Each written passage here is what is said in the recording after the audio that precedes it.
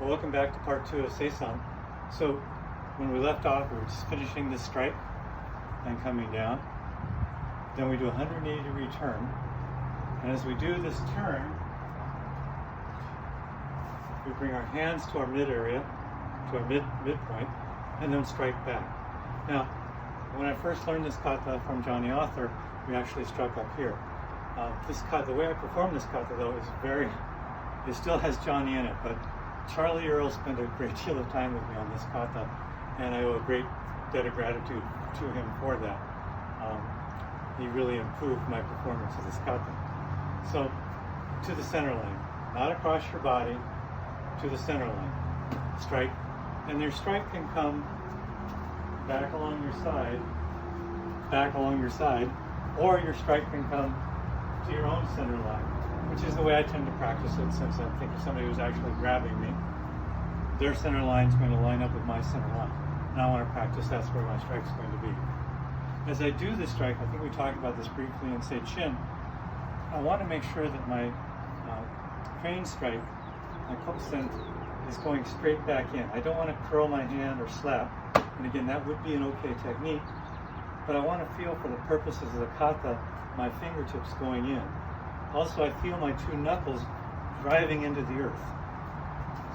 When I do this next technique, after I've done this turn, when I do this circle, I want to keep power going back here. I don't want to let this go dead. In fact, that's the point of the whole kata. You never let anything go dead. So when I do this hand back here is just as active as this hand back here. And that's the case through all 3 of these strikes. Don't let your little finger do what I just did. All 3 of these strikes. As I'm doing these circles, again, I'm feeling this spiraling out from my palm, this connection with this energy in front of me, so that I'm not allowing my elbow, at least as much as possible, I'm not allowing my elbow to go anywhere I don't want it to go. After this circle, we're going to do this double nugate strike. Again, from the hip, just as with the Sanshin opening, from the hip. Now, this one doesn't pause very long. When you're performing the kata, you want to do this and up. It's a very quick and up. When you come up, again, you want to feel the elbows connected. So as I do this, and I come up, I want to feel as though I'm squeezing at my elbows, as I've got my shokens connected. As though I grab someone heavy. If I grab someone, I can't have my elbows out here. I just can't lift them that way.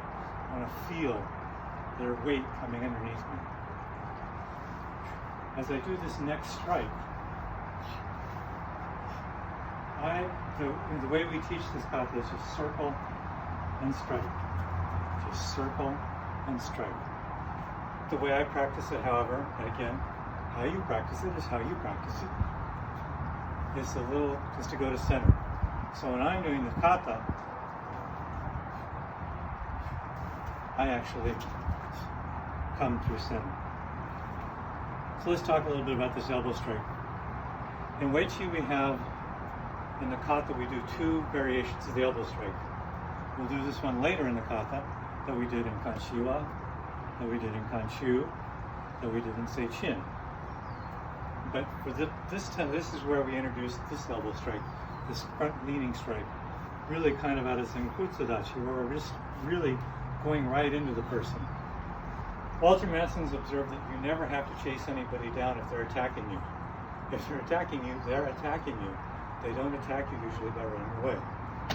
So this strike is really to kind of cancel somebody's ticket. They're coming in, you're going into them. Now how you go in is very critical. If you can find pictures of Kane Uechi, and the way I was first taught this kata, where the arm pulls back. So you'd be coming in this front leaning stance with your arm pulling back, and then going to the rest of the technique. I don't know when this changed, but now this technique is performed with the hand in front blocking. What happens for a lot of people with this is they get so focused on this that this hand goes dead. And as you're doing the kata, you don't want anything to go dead. So as I'm doing this strike, I'm feeling as much strength and as much power and as much connection to my back as I can possibly get through this spiraling as I've got going out this hand, out this hand. That makes my whole body work on this strike.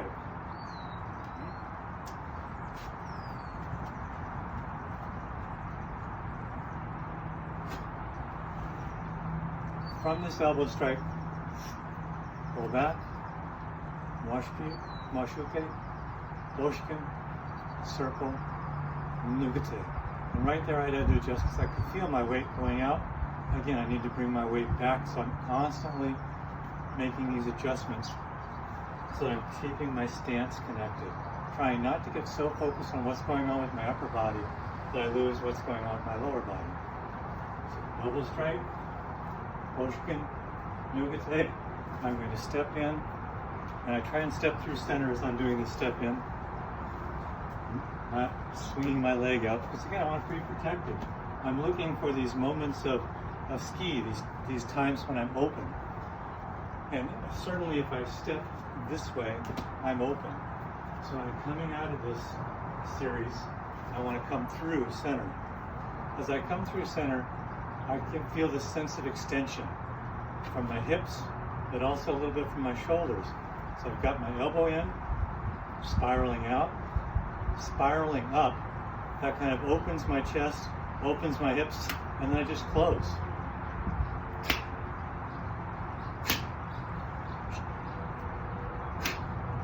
Circle, Boshiken. Because again, as I do the circle Boshiken, I've got this sense of spiraling, opening, up. So feel that in your own body, in your own training, these moments of extension that allow you to create power in your technique.